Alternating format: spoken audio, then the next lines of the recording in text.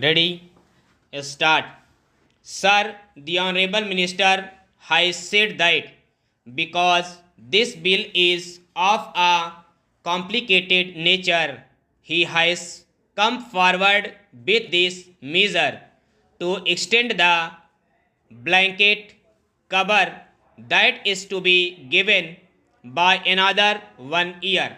Sir, in my opinion, the bill as such is not complicated, but the government have made it more complicated by getting into certain things which in my opinion are certainly extraneous for the purpose of this bill.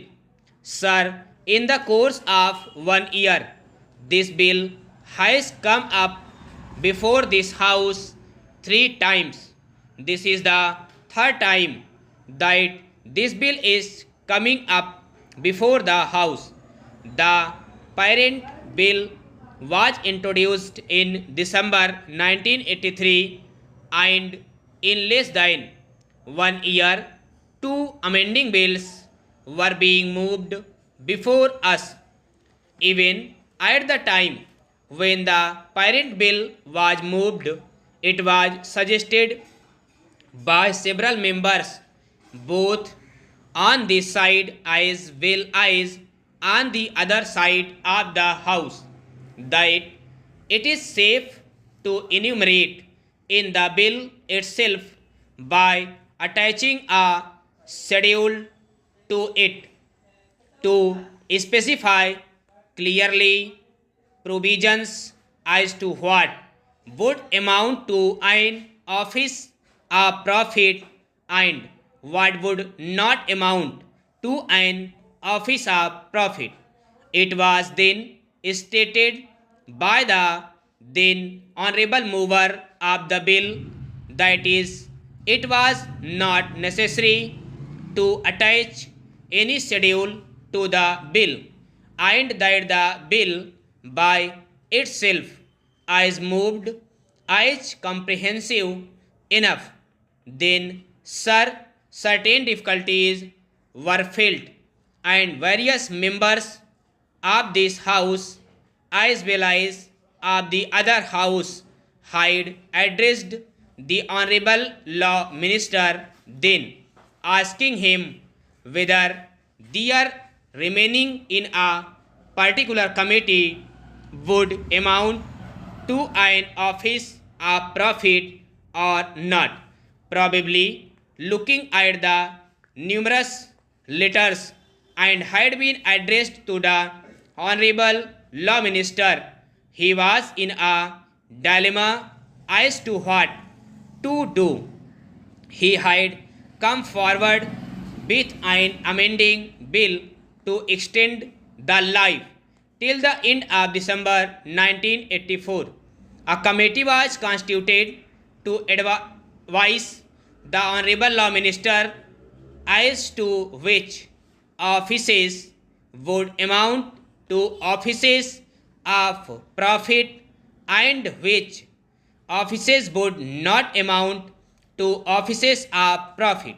Sir, I am told by one or two members who had served in that advisory committee that only during this session, they were summoned to meet.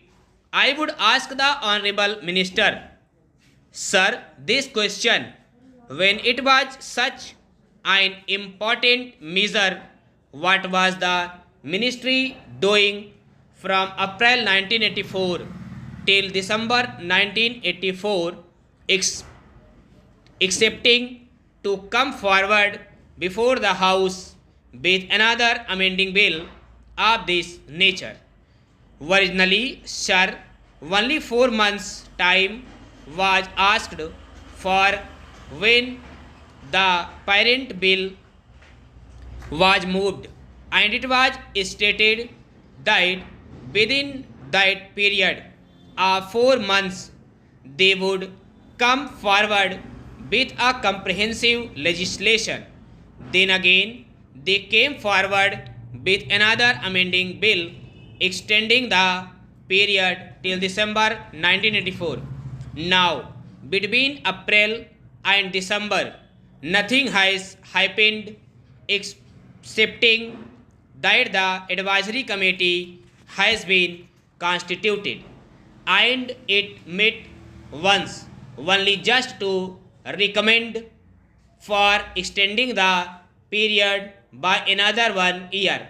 Sir, nobody in both the houses would oppose this measure, but they can only criticize the way in which the government is dealing with this measure, the way in which the government is sleeping over the matter, a matter which affects the very life of a member of parliament, not only a member of legislature. As the Honorable the Law Minister has pointed out, Article 102 of our Constitution does not define what is an office of profit except to say that a ministership or a deputy ministership or even a parliamentary secretaryship, and by a later amendment even a whip of the Congress party would not amount to an office of profit. Only a few instances are specified as to which offices would not amount to an office of profit. Then, sir, complications had arisen even when the original bill was moved, introducing statutory committees and advisory committees. What a statutory committee was or what an advisory committee was not at all defined in the parent bill. So, doubts had arisen in the minds of various members as to what would amount to a statutory committee or what would amount an advisory committee or even whether a vice chancellorship of a university to which are attached certain privileges like the appointment of so many persons and all that was defined as not an office of profit, and the Honorable the Law Minister was not able to say what office would amount to an office of profit, what would amount to a statutory committee, or what would amount to an advisory committee. Sir, I have only to point out that an important measure such as this, which affects the very existence of the members of parliament, should have been given a very higher priority in the matter of legislation. On the contrary, not much attention was given to this. The committee met only once, and even then nothing seems to have happened in that committee.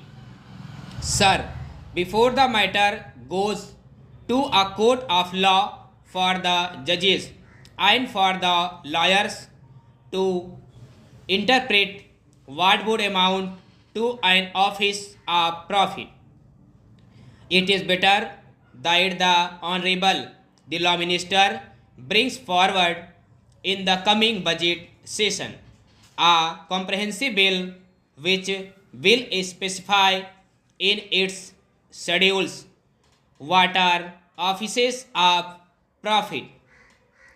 The schedules may be of a positive character or of a negative character. The schedules might say that the holders of such and such offices would not be disqualified from being members of parliament or members of state legislatures, or the schedules might say in a negative way that such and such offices are offices of profit, so that the members of parliament and members of the state legislatures would know whether to accept an office and whether they would be disqualified by accepting a certain official.